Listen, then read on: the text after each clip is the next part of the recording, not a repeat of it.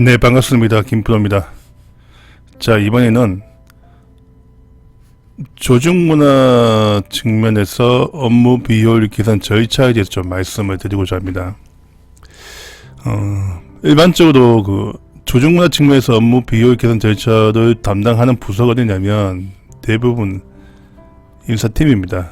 인사팀에서 하다 보니까 우리 혁신부서에서 하고 있는 PI하고 좀 다르죠. 그러니까 프로세스 이노베이션이 그런 개념이 아닌 일하는 가정상의 비효율성을 제거하기 위해서 인사 쪽에서 이 업무 비효율 개선 활동을 전개하다 보니까 떠들썩하게 할 수가 없다는 거죠. 왜냐하면 업무 생산성과 지금 재무적으로 연계할 수 있는 효과보다도 직원들 직무 만족이나 업무 가정상 비효율성, 그다음에 그 문화적인 측면으로 접근하다 보니까 조금 이제 떠들썩하게 할 수가 없고, 그러다 보니까 이제 조금 뭐랄까 소프트하게, 하드하게 하지 않고, PI는 완전히 하드하게 하는 겁니다. 하드한 거지만 소프트하게 조직 내에 가지고 있는 고질적인 문제, 어떤 조직 있는 조직도 있어요. 그러니까 뭐 임원이 퇴근할 때 담당 팀장이 임원이 가는 엘리베이터 앞에서 인사 안녕히 가십시오 하는 식으로 아주 비합리적인 요소들이 많이 발생됩니다.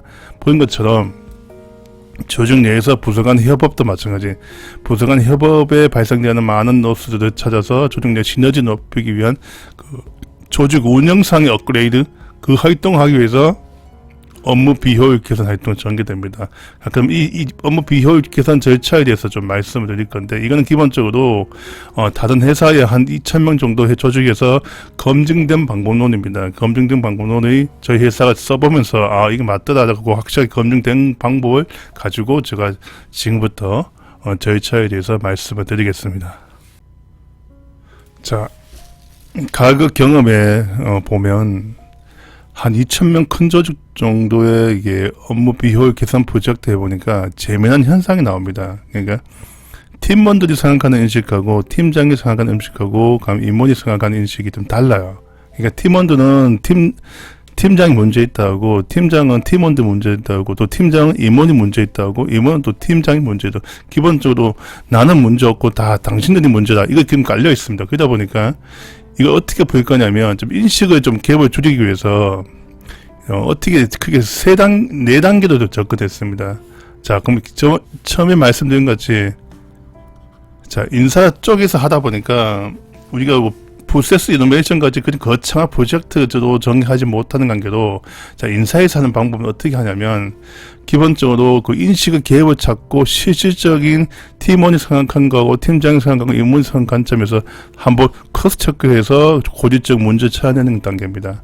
자, 그럼 어떻게 하냐면, 보통 그 큰 조직은 일반적 본부죠.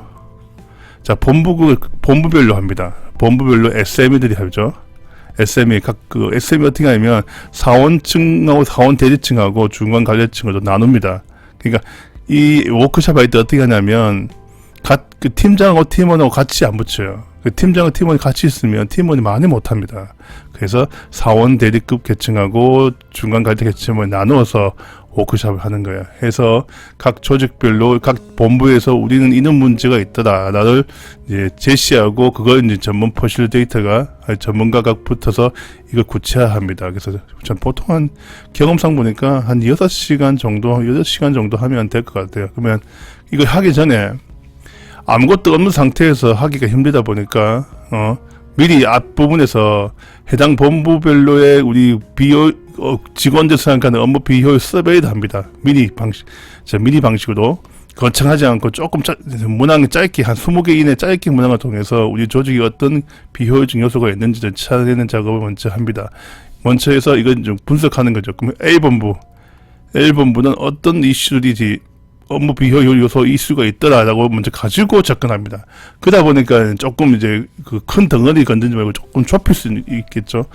그러면 그러려고 사전에 이제 조사 결과 보고서를 가지고, 기본적으로 여기 참석하는 SM이든 실무를 하면서 하다 보니까 실제 프로젝트 하는 PM들만큼 영향이 안 됩니다. 그래서 타사의 업무 비효율 개선 사례를 제시하는 겁니다.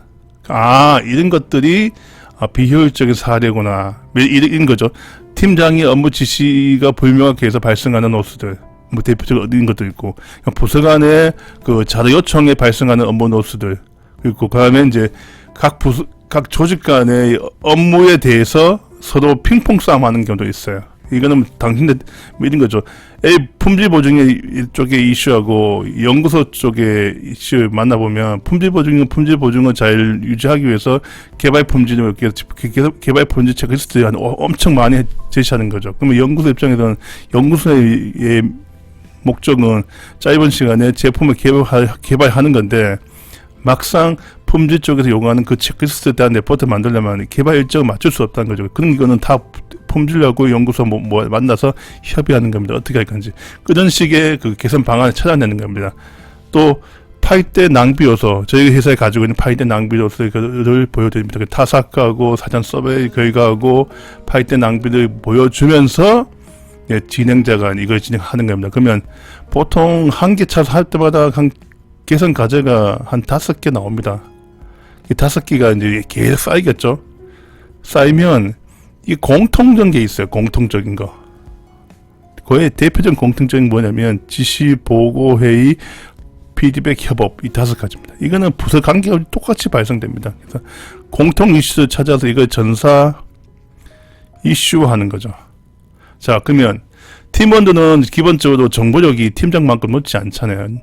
정보 높지 않다고도 발생하는 근시안적인 관점에서 과제 뽑을 수 있어서 이걸 이제 팀장이 검토합니다. 어떻게 SML을 만든 그 결과물을 가지고 팀장이 검토하는데, 대전제가 도출된 과제 제가 할 수 없어요. 무슨 말이냐면 허접한 개선 과제, 팀장이 보는 관점에서 그게 허접한 거다 판단할지라도 그거 제가 할 수 없는 거예요. 왜냐하면 팀원들 입장에는 그게 굉장히 큰 이슈니까. 그래서 과제 제거는 불구하고 통합은 가능해요. A하고 C 과제를 합쳐서 하나의 과제를 만들자, 이렇게 할 수 있는 거죠. 또 팀장이 생각하는 비효율적 개선 과제 도출합니다. 그래서 이렇게 도출한 다음에 이걸 가지고 최종 임원이 할 건지 말 건지 결정하는 거예요. 그러니까 임원은 기본적으로 의사결정 권한을 가지고 있는 관계로 팀원들이 생각하고 있는 업무 비효 요소들하고 팀장이 생각하는 업무 비효 요소들 최종 임원이 결정할 문제예요. 이런 거죠. 요번에 우리 품질 회의는 할 때마다 2시간, 3시간 미팅한다.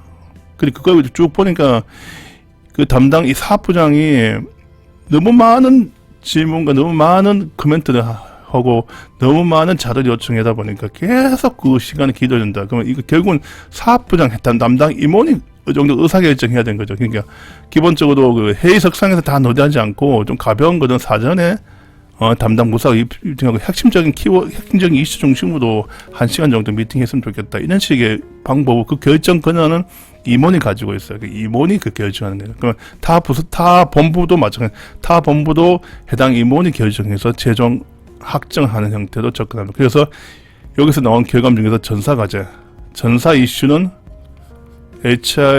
HR팀에서 전사 차원에서 이슈를 개선합니다. 활동하는 형태가 비효율적인 업무 개선 절차입니다. 이게 실제 검증된 거고, 그래서 크게 보면 이걸 SME들은 이 SM을 최대한 많이 하셔야 돼요. 저게 과거에 할 때는 한 2,000명 조직에서는 한 30분 정도 워크숍을 했습니다. 그래서 저희가 다 분석하고 해보니까 이걸 가지고 보니까 딱 인식이 팀원이 생각하고 팀장 생각하고 임원이 생각하는 관점이 다 다르다는 거죠. 그래서 각각의 인식을 좁힐 수 있겠고, 그걸 가지고 임원이 직원들이 이런 불만이 가지고 있구나, 이라는 방식에 대해서 이런 불만 가지고 있구나 하는 걸 알게 되고, 그 임원이 보고 또 임원이 최종 미팅해서 워크숍 한 다음에 CEO한테 보고합니다. 정식으로 발표해서 CEO가 시작합시다 하면 그때부터 빠르게 전개하는 형태로 가는 게 바람직한 모습입니다.